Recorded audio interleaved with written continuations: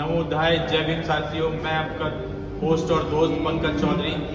आज हम पहुंचे हैं समदड़िया गोल्ड में, जहां पे Dalit Indian chamber of commerce and industry के द्वारा नेशनल SC/ST हब के सहयोग से SC/ST के लोगों को व्यापार के क्षेत्र में आगे बढ़ाने के लिए एक सेमिनार का आयोजन किया गया है, जिसमें हम लोग जानेंगे कि गवर्नमेंट के द्वारा हमें क्या क्या फैसिलिटीज़ मिलती हैं। साथ ही यहाँ पे Northern Coal Field Limited, NTPC Singrauli और जबलपुर रेलवे के प्रमुख अधिकारी उपस्थित रहेंगे। साथ ही बैंकिंग सेक्टर के भी लोग आएंगे, ताकि हमें बैंक के द्वारा जो सहयोग प्राप्त हो सकता है वो भी मिल सके। तो हर तरह की जानकारी हमें आज इस सेमिनार में प्राप्त होने वाली है। तो चलिए आगे चल के देखते हैं इस सेमिनार में हमें क्या क्या देखने को मिलेगा।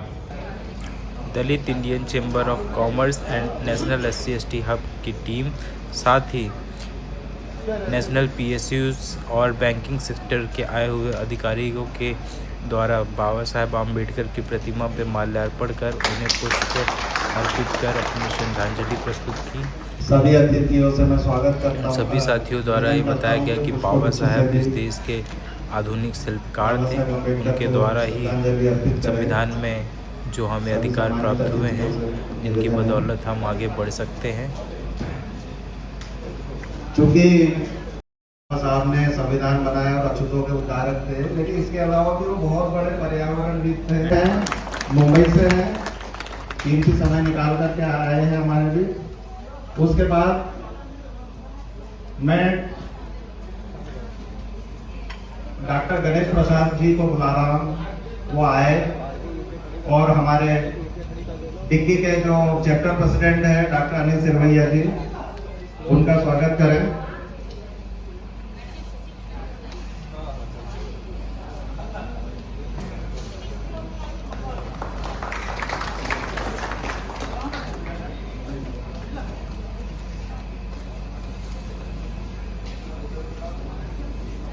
जो भी यहाँ बताया जाता है, जैसे आज हमारे यहाँ प्रतिनिधि यहाँ पर NTPC से भी आए हुए हैं, SBI से आए हुए हैं, JM से आए हुए हैं, हॉर्टिकल्चर डिपार्टमेंट फूड प्रोसेसिंग से आए हुए हैं। तो उनको बहुत ध्यान से सुने।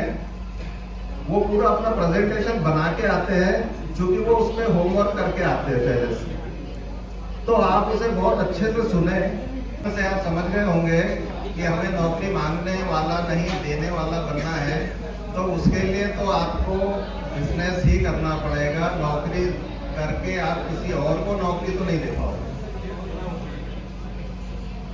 तो व्यापार ही एक ऐसा आपके पास में बहुत बड़ा सुनहरा अवसर लेकर के आता है कि आप अपनी निरंतर। मेरे युवा साथियों, मैं डॉक्टर अनिल सिरवैया प्रेसिडेंट हूँ यहाँ डिक्की मध्य प्रदेश चैप्टर का। और आज के इस कार्यक्रम में मैं डिक्की की तरफ से और नेशनल SC/ST हब भारत सरकार MSME मंत्रालय की तरफ से आप सभी का यहाँ पर बहुत बहुत स्वागत करता हूँ, अभिनंदन करता हूँ। साथियों, आप बस में आज के इस कार्यक्रम की रूपरेखा थोड़ा सा और इसके उद्देश्य पर प्रकाश डालूंगा। और आज हम यहाँ पूरे दिन क्या करने वाले हैं, आज आप सभी को क्यों यहाँ पे इनवाइट किया है, क्यों सबको बुलाया है, और इस कार्यक्रम की महत्ता आपके लिए क्या है, और यहाँ से आज आप क्या हासिल कर पाएंगे, इस पे आज हम सब लोग चर्चा करेंगे। तो सबसे पहले मैं मंच पे विराजमान प्रदेश में और 16.5 जो है SC की आबादी है 2011 की जनगणना के हिसाब से। अभी जो नई जनगणना चल रही है, जब इसका डेटा आएगा तो करीब करीब हम 40% की आबादी यहाँ पर SC/ST वर्ग की होगी। अब सवाल ये है कि ये डेटा मैंने आपको क्यों बताया और इस कार्यक्रम से इसका क्या संबंध है, तो इसको समझना बहुत जरूरी है। भारत सरकार, मध्य प्रदेश सरकार को जितने भी, जब हम बात करते हैं कि भारत को 2047 से विकसित बनाना है, तो ये भारत सरकार का मिशन चल रहा है, ये मध्य प्रदेश सरकार की बात चल रही है। तो जब 2047 में जब भारत विकसित होगा, तब वो विकसित भारत कैसा होगा, इसकी कल्पना करना जरूरी है। तो अब जब विकसित भारत होगा तो विकसित भारत का मतलब ये है कि भारत में रहने वाला हर एक व्यक्ति आत्मनिर्भर हो। आत्मनिर्भर किस हो? आत्मनिर्भर का in term of socially, economically कम से कम होना हो और एजुकेशनली। तो जब आज हम 2026 में हैं, 2047 में करीब हमारे पास 20 साल का समय बचा है। इन 20 सालों में ये प्रयास करना है कि समाज में सभी लोग, सभी वर्ग अपने पैरों पे खड़े हों और कोई किसी पे डिपेंड ना रहे। तो एक समय था कि ये जो पिछड़ा हुआ तबका था, इसको मुख्य धारा में लाने के लिए सरकारों ने बहुत सारे काम किए, आरक्षण की व्यवस्था की, लोग नौकरियों में आए। लेकिन अभी आप जैसा कि देख रहे हैं कि जब से एलपीजी आया, लिबरलाइजेशन, प्राइवेटाइजेशन, और 40 करोड़ कितना हो गया, 4 पे हिसाब लगाओ, करीब 40 करोड़ रुपए। तो 40 करोड़ की खरीदी तो उनको आपसे करनी है। अब वो तो ढूंढ रहे हैं कि मेरे पास कोई SC ST का बंदा आ जाए तो उससे खरीदी कर लूंगा, उनका भी टारगेट पूरा हो जाए, भारत सरकार का भी पूरा हो जाए और आपको भी काम मिल जाए। तो सेकंड इशू था मार्केट का, वो मार्केट ऐसे खोला गया, ठीक है, कि अब आपको भाई आपके पास हो सकता है रीवा के मेन मार्केट में दुकान खरीदने की आपकी हिम्मत नहीं है कि मैं वहां शोरूम खोल लूंगा, तो आपको दुकान नहीं खोलना है। आप रीवा के आउटसाइड में कमरे में अपनी दुकान खोलिए और ऐसा सामान चुनिए जो एनटीपीसी को चाहिए, वहीं से उसको सप्लाई करती है आपके एक जो सरकारी मार्केट हो गया। और एक समय के बाद जब आप सक्षम हो जाएंगे 2, 4, 5 साल बाद, तो फिर आप मार्केट में अपनी दुकान खोल के उसको ओपन मार्केट में भी अपना माल बेचिए। तो ये सिस्टम बनाया गया पूरा। ये था सेकेंड इशू। अब तीसरा इशू क्या आता है ऐसे समाज के साथ? मेंटोरिंग नहीं थी, मार्केट नहीं था। उनने कहा साहब मैं आपने मुझे सिखा भी दिया, आपने मुझे बाजार का रास्ता भी दिखा दिया, पर मेरी सबसे बड़ी समस्या है कि मेरे पास तो पैसा नहीं है व्यापार करने के लिए, मेरे पास पूंजी नहीं है, कैपिटल नहीं है। फिर क्या होगा? फिर तीसरा रास्ता बोला गया कि ये बैंकों के साथ इसमें काम शुरू हुआ। तो कुछ ऐसी स्कीम बनाई गई, यहाँ पे अनिवार्य था कि जब स्टैंड अप इंडिया स्कीम एक बनी 2014 में, उड़ीकी के प्रयासों से उस पर काम शुरू हुआ। उसमें क्या हुआ? हर बैंक की हर ब्रांच को अनिवार्य रूप से, हर बैंक की हर ब्रांच को अनिवार्य रूप से साल में कम से कम एक लोन एक महिला को देना है और एक SC ST को देना है। ये अनिवार्य है, ये टारगेट है। टारगेट नहीं पूरा होगा तो बैंक की ब्रांच के साथ भी समस्या हो जाएगी। तो ये नियम बनाएगा। इससे क्या होगा? बैंक के रास्ते खुले। मुद्रा योजना लेकर आए। मुद्रा में क्या होगा? 10 लाख रुपए फटाफट लेके चले जाओ। सारी बहुत ज्यादा कागजी कार्रवाइयां नहीं है उसमें, छोटी छोटी सी कागजी कार्रवाइयां, आप उससे लो और करो। तो क्या होगा? ये जो पैसे वाली समस्या थी उसको हल करने की कोशिश की गई। तो ये जो आज का कार्यक्रम है, इसका पूरा जो उद्देश्य है, ये जो 3 चीजें मैंने आपको बताई है, मेंटोरिंग, मार्केट और मनी, अपने आप को तैयार करना, आपके लिए बाजार की सुविधा क्या उपलब्ध है वो जानना, और फाइनेंस की जो समस्या है, अगर आप ईमानदार हैं, मेहनती हैं, आगे बढ़ना चाहते हैं और आपके अंदर लगन है, तो ये तीनों सिस्टम इस समय यहाँ मंच पर बैठा हुआ है। एक मार्केट बैठा हुआ है, मेंटरिंग वाले बैठे हुए हैं और फाइनेंस वाले बैठे हुए हैं। तो इस कार्यक्रम का पूरा उद्देश्य ये है यहाँ पर। तो यही आपको सभी लोग यहाँ पर बताने वाले हैं और ये आपको अच्छे से समझना है। रही बात डिक्की की, डिक्की मध्य प्रदेश में बहुत काम कर रहा है। विंध्य का अंचल थोड़ा छूटा हुआ है, और छूटने के कारण भी मैं उसका दोष भी, और जो छूट रहा है उसका कारण भी हम अपने को कम देते हैं, आपको ज्यादा देंगे। क्यों? क्योंकि आप लोग की सक्रियता दिखाई नहीं। मध्य प्रदेश में भोपाल, ग्वालियर, जबलपुर, धार, ठेठ ट्राइबल इलाके जो है, झाबुआ, अलीराजपुर, वहां भी बहुत काम हो चुका है। ये विंध्य छूटा हुआ है। क्यों छूटा हुआ है? कि मुझे लगता है विंध्य में उतनी एनर्जी नहीं दिखती, उतनी सिनर्जी नहीं दिखती, मतलब हम आगे ही नहीं आ रहे हैं। तो ये शुरुआत हुई यहाँ पर, और विंध्य में बहुत अवसर है, बहुत अपॉर्चुनिटी है। आज लंच के बाद का जो सेशन होगा, तो जो लोग यहाँ रुके रहेंगे वो असली चीज जानेंगे कि आज यहाँ पर क्या होने जा रहा है। अगले 1 साल में हम रीवा में, सतना में क्या करने वाले हैं और क्या बड़ा करने वाले हैं, जिसका रोड मैप पूरा तैयार है, इम्प्लीमेंट तैयार है। मध्य प्रदेश का MSME विभाग पूरे सपोर्ट में आपके साथ। MPIDC में जब से कल से 99 करोड़ रुपए का जो प्रोक्योरमेंट था, वो SC ST के डिवीजन से था। But over the period of time हमने इसमें एक बड़ा ग्रोथ हमने इसमें देखा है, और जो हाईएस्ट आप देख सकते हैं 1.7262 इस साल का जो लास्ट ईयर का जो फिगर है वो ये है। तो over the period of 10 years धीरे धीरे करते हम लोगों ने इस यहाँ तक हम लोग पहुंचे। नेक्स्ट,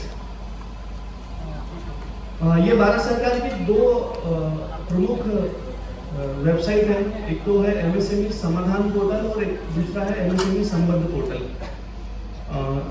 एमएसएमई संबंध पोर्टल के बारे में मैं आपको बताता हूँ कि जैसा मैंने आपको बोला कि एनटीपीसी या कोई दूसरी गवर्नमेंट ऑर्गेनाइजेशन है, इसमें क्या होता है, इस वेबसाइट के ऊपर में आप जाकर के देख सकते हैं कि कौन सी मिनिस्ट्री के अंदर में कौन सा डिपार्टमेंट है और उस डिपार्टमेंट का साल भर का जो टारगेट है परचेज का वो कितना है, जिसमें से महिला उद्योजकों से कितना, उद्यमी से कितना परचेज किया है, अनुसूचित जाति के जो एंटरप्रेन्योर्स है उनसे कितना उन्होंने खरीदा है और जनरल कैटेगरी के लोगों से कितना खरीदा है। तो इसमें जितने भी पीएसयूज हैं मिनिस्ट्री के अंदर में, उसकी सारी जानकारी आपको मिल जाएगी। आप मोबाइल पे देख सकते हैं, आप लैपटॉप के ऊपर देख सकते हैं, हर फोर्टनाइटली हर 15 दिन में ये जो है अपडेट होती है वेबसाइट। इसके thank you sir.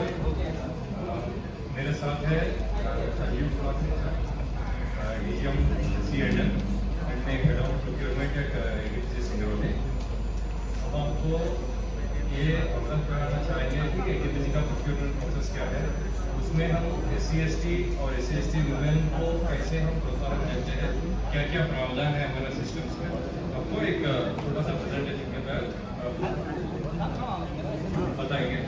Sanjeev Kumar.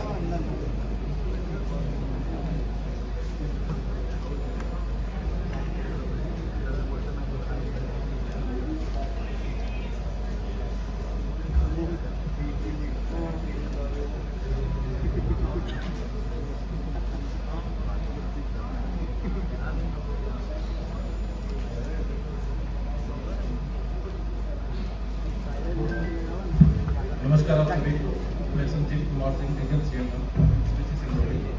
आप सभी का इस कार्यक्रम में स्वागत करता हूँ। मैं और मेरे साथ सिंगरौली से आए हुए आज का प्रोग्राम है एनटीपीसी का प्रोक्योरमेंट प्रोसेस और एमएससी ST/SC पैकेज कितना देते हैं, कितना प्रोक्योरमेंट करते हैं, अरे वही काम करेगा बस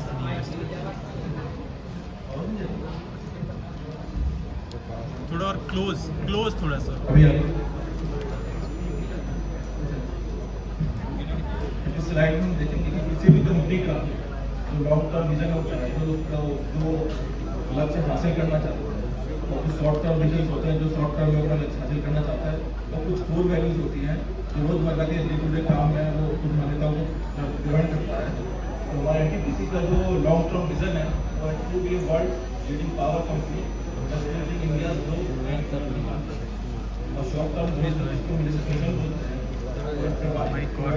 power and energy transition solution in an economical efficient and environment friendly manner driven by innovation and agriculture. और जो हमारी कोर वैल्यूज हैं जिनको हम डे टू डे अपने रोज के फंक्शन में यूज करते हैं, ग्रहण करते हैं, वो है high level integrity, service system, C for system focus and agility, O for organization pride, M for mutual respect and trust, and I for innovation and local quality and safety साथ।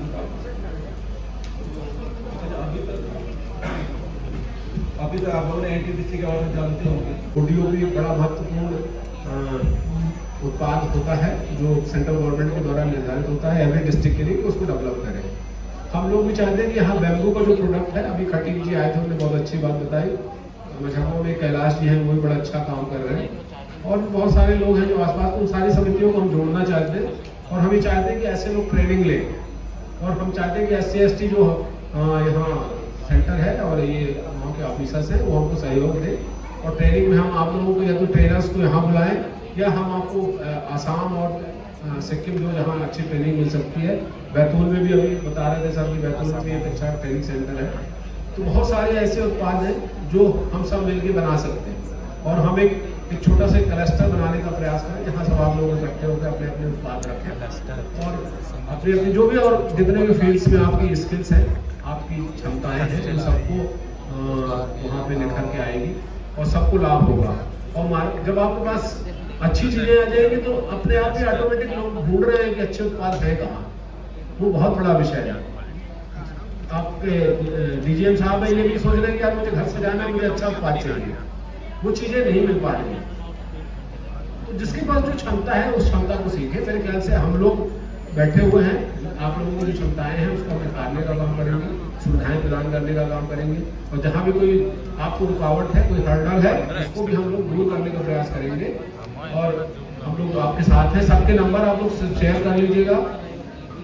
मेरा जो कार्यालय है वो कलेक्टर ऑफिस में 12 number कमरा है MPIDC के नाम से और हम लोग पूरे संभाग का काम देखते हैं, जिसमें अभी हम आदरणीय NTPC के जो अधिकारी हैं साहब हैं, इनसे बात कर रहे थे कि सब जगह एक वेंडर डेवलपमेंट का जो जहाँ हो सकता है, जिस क्षमता से हो सकता है, हम उसको बढ़ाएं और उसमें खुले। अभी मुझे लग रहा है कि बहुत सारी चीज़ें बंद थी जो GM साहब ने बात की, चाहे NTPC हो चाहे NCL हो। मुझे लग रहा है कि सब चीज़ें बहुत अभी कहीं ना कहीं कोई सिस्टम काम कर रहा है जिसको बंद रखने का प्रयास कर रहा है। उसको हमको बाहर सबको आने की जरूरत है। हम खुल के एक दूसरे से कोऑपरेट करें और खुल के रोजगार दें। मेरे को मानता है कि देने में, बांटने में, ज्ञान देने में या काम करने में कभी किसी चीज की कमी नहीं होती।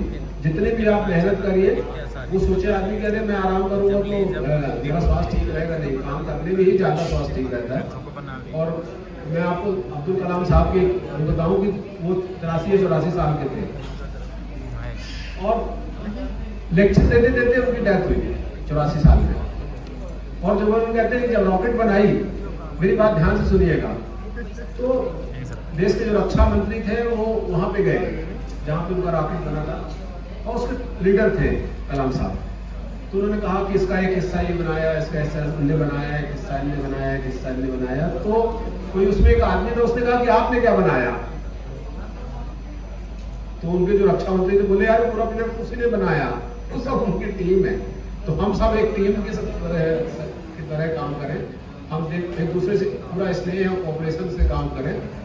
सारे विभाग जो जहां हो सकता है वो बहुत, जितने भी ऑफिसर्स हैं आप सबसे बहुत अच्छे से कोऑपरेट करें। तो जो फैसिलिटीज हैं या हमारे अंदर जो एक कैपेसिटी लेने की है, वो उसमें कई गुना क्षमताएं बढ़ जाती हैं एक दूसरे से अच्छे से बात करने में, करने में। और हम लोग बोले एक दूसरे से, वही कल मेरे पास आए तो मैंने कहा मैं जरूर आऊँगा इस प्रोग्राम में। और मैं इनसे चाहूँगा कि, और आप सबसे चाहूँगा कि समाज में ऐसे लोगों को जरूर जोड़िए जो काम करना चाहते हैं, जो अपना कुछ करना चाहते हो, उद्योग लगाना चाहते हैं।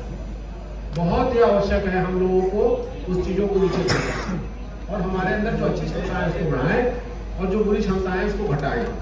सभी सोसाइटी में ये करने की जरूरत है। आप लोग यहाँ आए इसलिए कि आपके अंदर एक प्रेरणा है सीखने की, जानने की, समझने की, इसलिए सब यहाँ इकट्ठा हुए और बहुत डिपार्टमेंट के एक्सपर्ट्स आए हैं और हम सब लोग मिलकर धीरे धीरे ऐसे काम करेंगे। धीरे धीरे सब कुछ ठीक होता जाएगा और दिमाग में बिल्कुल भी चिंता लाने की जरूरत नहीं है। बाकी तो परमात्मा है ही, सबको रोजी रोटी की व्यवस्था करेंगे ही, लेकिन हम लोगों को भी 2 कदम आगे चलने की जरूरत है, आगे बढ़ने की जरूरत है। धन्यवाद। महत्वपूर्ण है इंडिया के लिए, वो सेकंड लार्जेस्ट एम्प्लॉयर है after agriculture India. Next slide. सबका साथ सबका विकास। मोदी जी, मैं नहीं करता। तो MSME क्या है?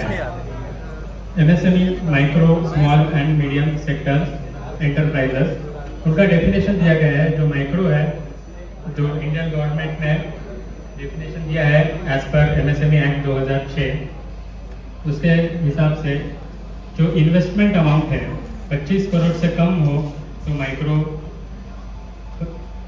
और 2.5 करोड़ से कम हो तो माइक्रो इंडस्ट्री, 25 करोड़ से कम हो तो स्मॉल इंडस्ट्री एंड 125 करोड़ से कम हो तो मीडियम इंडस्ट्री। तो ये 3 भागों में, हिस्सों में अलग अलग किया गया है गवर्नमेंट ऑफ इंडिया ने। थोड़ा बहुत एनसीएल के बारे में बताना चाहूँगा। एनसीएल एक मिनी रत्न कंपनी है जो कोल इंडिया लिमिटेड इसकी ओन कंपनी है। एनसीएल सिंगरौली भाग में मेनली काम करती है, जिसमें 10 highly mechanised open cast mines है। हम कोयला का उत्पादन करते हैं जो एनटीपीसी को जाता है, जो सर यहाँ पे आए थे, और कई और पावर सोर्सेस को जाता है जहाँ से पावर का जनरेशन होता है इंडिया में। तो कोल का प्रोडक्शन जो होता है प्रति वर्ष 140 मिलियन टन का एनसीएल का गोल रहता है। उसमें जो सीआईएल है कोल इंडिया, जिनके कुछ 7 या 8 सब्सिडियरीज है, उनमें से 18% जो कोल का प्रोडक्शन होता है वो एनसीएल करती है, और इंडिया का 13% कोल प्रोडक्शन एनसीएल करती है। 13%। ये मैप है एनसीएल का, जो जिस हिस्से में अगर कोई आप में से कोई सामान या कोई भी जो आपके प्रोडक्ट्स होंगे जो आप देना चाहते हैं, तो ये मैप है जिस एरिया में आपका सामान जाएगा। एमपी और यूपी दोनों में एनसीएल के माइंस है। नेक्स्ट। तो इसमें जैसे एनसीएल में कई एचईएमएस है। एचईएमएस मतलब हेवी अर्थ मूविंग मशीनरीज होता है, जो कोयला खनने में और जो कोयले के ऊपर की मिट्टी निकालने में यूज होती है। काफ़ी बड़ी मशीन्स रहती है। ये मशीन्स तो हालांकि बड़े बड़े कंपनी से प्रोक्योर होती है, लेकिन जो इनके स्पेयर पार्ट्स होते हैं, जैसे छोटे छोटे नट बोल्ट्स हो गए या टायर्स हो गए, ये सब एमएससी से प्रोक्योर कर सकते हैं। तो इसमें आपका काफ़ी इसमें ये है कि आप हमारे इसमें आइए, टेंडर्स में पार्टिसिपेट करिए, जो भी स्पेयर पार्ट्स या जो कुछ है इसमें आप पार्टिसिपेट करके हमें प्रोवाइड कर सकते हैं। तो जो एमएससीज का प्रोक्योरमेंट का कंप्लायंस है, गवर्नमेंट ऑफ इंडिया की तरफ से दिया गया है कि 25% हर साल जो भी टोटल प्रोक्योरमेंट होता है उसमें से 25% एमएससी के थ्रू करना है। वैलिड तो उद्योग आधार जो एनसीएल ये कंप्लाई कर रहा है, हर साल 25% से ज़्यादा प्रोक्योर होता है। जो भी टेंडर्स होते हैं वो जेम के थ्रू होते हैं, जो गवर्नमेंट ऑफ इंडिया का डायरेक्टिव है कि जेम के थ्रू सारे टेंडर्स प्रोक्योर होने चाहिए। ये भी एनसीएल कंप्लाई कर रहा है। नेक्स्ट। तो जो 25% है उसमें से 3% वुमेन एमएससीज के लिए है, वुमेन जो रन करती है, और 4% SC/ST जो ओन करते हैं उनके लिए है। ये हमारा कंप्लाई नहीं हो पा रहा है। हालांकि एनसीएल एनकरेज करता है कि आके वुमेन ओन एमएससीज और SC/ST लोगों से जो ओन एमएससीज है वो आके टेंडर्स में हमारे पार्टिसिपेट करें और जो अपना प्रोडक्ट है वो प्रोवाइड करें। लेकिन एनकरेज करने के बाद भी, वेंडर डेवलपमेंट प्रोग्राम्स करने के बाद भी उतना हमें पार्टिसिपेशन मिल नहीं पा रहा है। तो ये आपके लिए काफ़ी अच्छा मौका है कि आप सभी आए, जेम पोर्टल पे रजिस्टर करें, और जेम पोर्टल में रजिस्टर करके जो भी एनसीएल का कोई भी टेंडर निकलता है तो वहाँ पे पब्लिश होता है, आपको उसमें इंटीमेशन आ जाता है, आप उसके थ्रू पार्टिसिपेट कर सकते हैं। नेक्स्ट। ये सभी जो है जो गवर्नमेंट ने कंप्लायंस के लिए दिया गया है, सब कंप्लाई कर रहे हैं। जो ट्रेड्स प्लेटफॉर्म पे जो भी पेमेंट टर्म्स रहते हैं वो सब एनसीएल कंप्लाई कर रही है।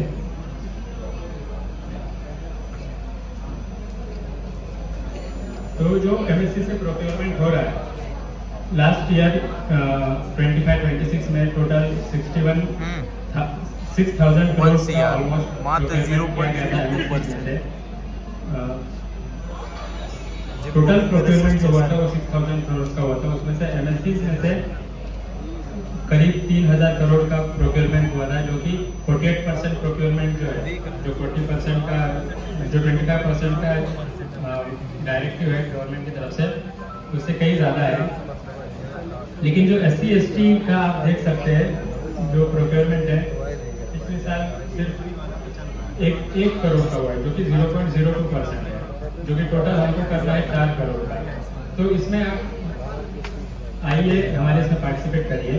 वुमेन्स में भी सिर्फ 36 करोड़। प्रोडक्शन से हम नहीं, प्रोडक्शन में हम सब्सिडी प्रदान नहीं करते हैं। अगर आप बोले कि हम मशरूम प्रोडक्शन कर रहे हैं तो उसके लिए सब्सिडी नहीं मिलेगी, पर मशरूम प्रोसेसिंग के लिए कि मशरूम का अचार आप बना रहे हैं, पाउडर बना रहे हैं, पापड़ बना रहे हैं, उसके लिए हम आपको प्रोसेसिंग यूनिट प्रोसेसिंग में सहायता प्रदान करते हैं। इसके लिए आपको इंफ्रास्ट्रक्चर फैसिलिटी भी मिलती है, सामान्य इंफ्रास्ट्रक्चर के लिए भी आपको दिया जाता है, उसमें सब्सिडी दी जाती है। सब्सिडी सिर्फ दी जाती है मशीनरी और इंफ्रास्ट्रक्चर सेटअप के लिए। इंफ्रास्ट्रक्चर सेटअप दैट मीन कि आपको जिस जगह पे लगाएंगे वो इंफ्रास्ट्रक्चर सेट का होना चाहिए।